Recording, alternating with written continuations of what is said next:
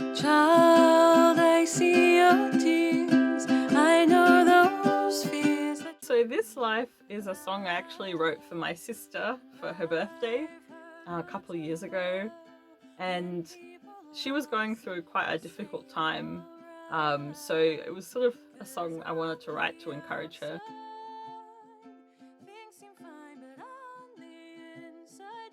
Living with my sister, and she was going through a really difficult time, and I was so close to her but didn't sometimes realize.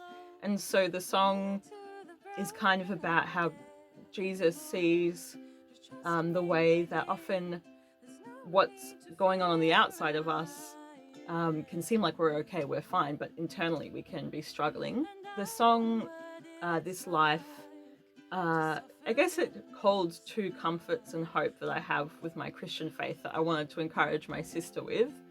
I guess one of them was that because as Christians we believe that Jesus, lived among us, died on a cross, he knows our suffering. It's not like he's a God that is separate from the struggles we go through in this life, hence the name of the song. But at the same time, no matter what happens here, like this life isn't all we have, and there will be a day where the Bible talks about how God will wipe away every tear from our eyes and there'll be no death or pain or sickness. So I guess it was a song that I wanted to bless my sister with and just remind her that God sees her suffering, he's with her, he's close to her, but also that this isn't the end of the story, that there is a great hope. And I guess I hope that this will also encourage other people, not just Christians, but get people to be thinking about that there's more.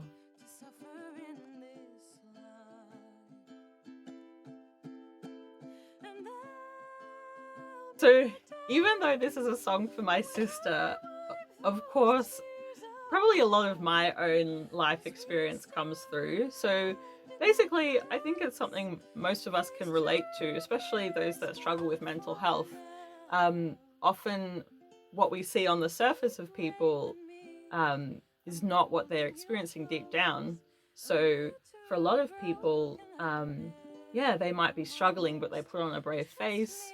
And I guess the idea of losing your mind is sometimes it's that experience of mental health where the really disconcerting feeling that you're not having control over what's going on internally, and it can be quite a fearful. And like the line before that is how I imagine Jesus saying to someone that, you're saying I'm okay, I'm all right, but you're not. So it's also, I guess, an encouragement for us, especially as Christians, to be honest with our struggles.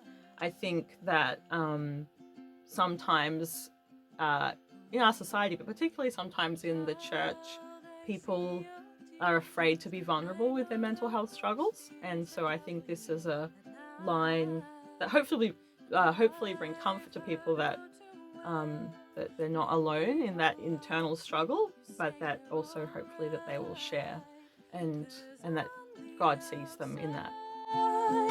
Things seem fine, but on the inside